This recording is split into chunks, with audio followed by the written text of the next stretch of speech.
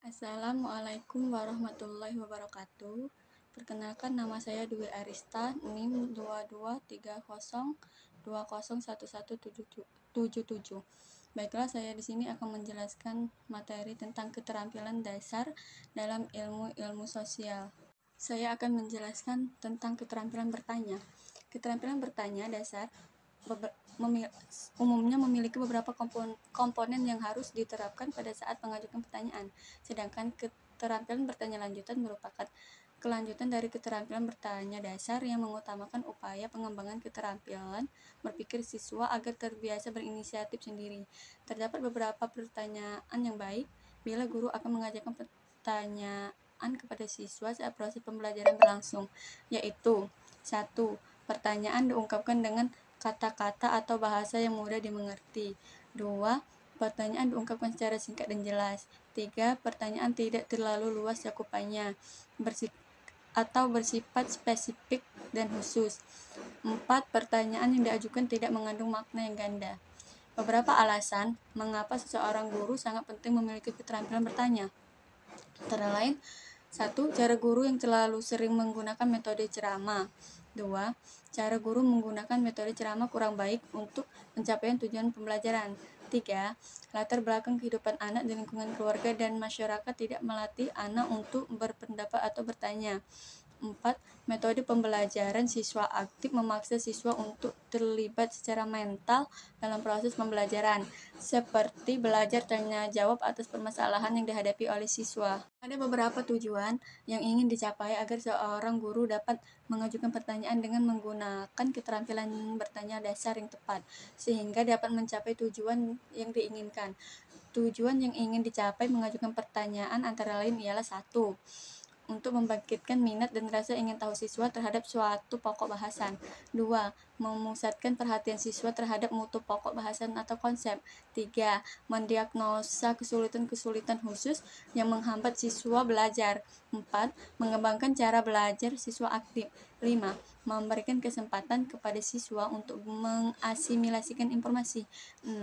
Memperbaiki salah pengertian atau salah pemahaman konsep oleh siswa. 7. Mendorong siswa mengemukakan pendapatnya dalam diskusi. 8. Menguji dan mengukur hasil belajar siswa. Nah, agar tujuan pengguna keterampilan bertanya dapat tercapai dengan baik, ada beberapa hal yang perlu diperhatikan, yaitu 1.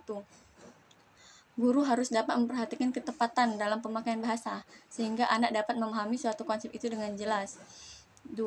Pertanyaan dikemukakan oleh guru perlu diarahkan pada pelajaran atau informasi yang dikaitkan selaras dengan materi pelajaran sehingga dapat membantu siswa dalam mencapai tujuan pembelajaran.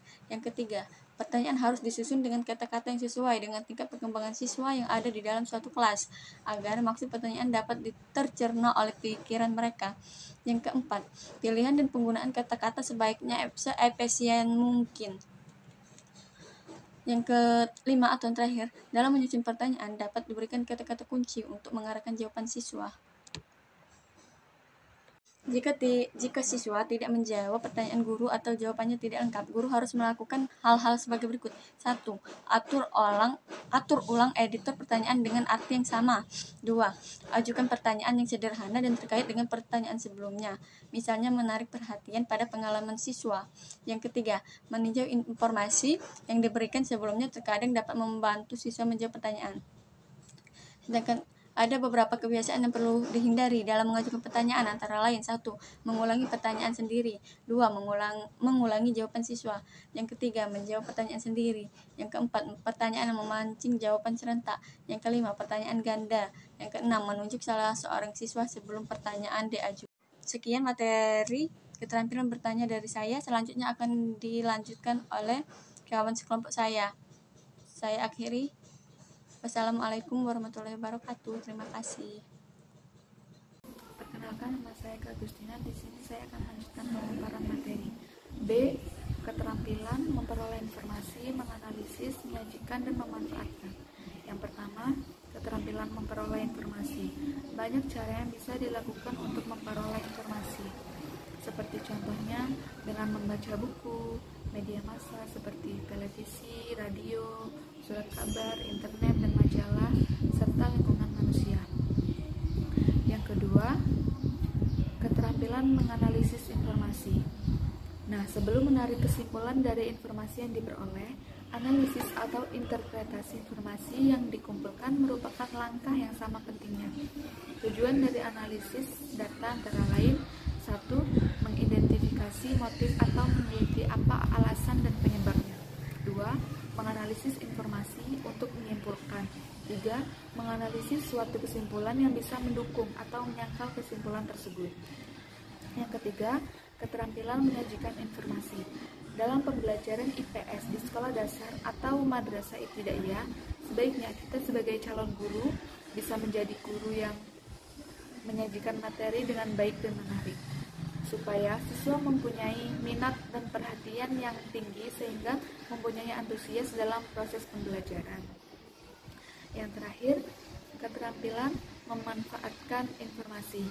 Seperti yang kita ketahui, ada beberapa langkah yang dilakukan dalam penelitian sosial, yaitu dengan mengumpulkan data, mengolah data, menganalisis, dan menarik kesimpulan. Nah, ada beberapa hal yang perlu diperhatikan dari informasi yang diperoleh. Antara lain, 1. Informasi yang benar-benar dari sumber yang bisa dipercaya. 2. Teori yang akurat dalam pengolahan dan analisis data. 3. Informasi yang diperoleh sesuai dengan tujuan penelitian. Assalamualaikum warahmatullahi wabarakatuh. Perkenalkan, nama saya Sinta Apriliana dengan NIM 2230201197. Di sini saya akan melanjutkan materi dari Dwi Arista dan Eka Agustina, yaitu keterampilan menyusun dan menguji generalisasi. Yang pertama itu ada keterampilan menyusun generalisasi. Apa itu generalisasi?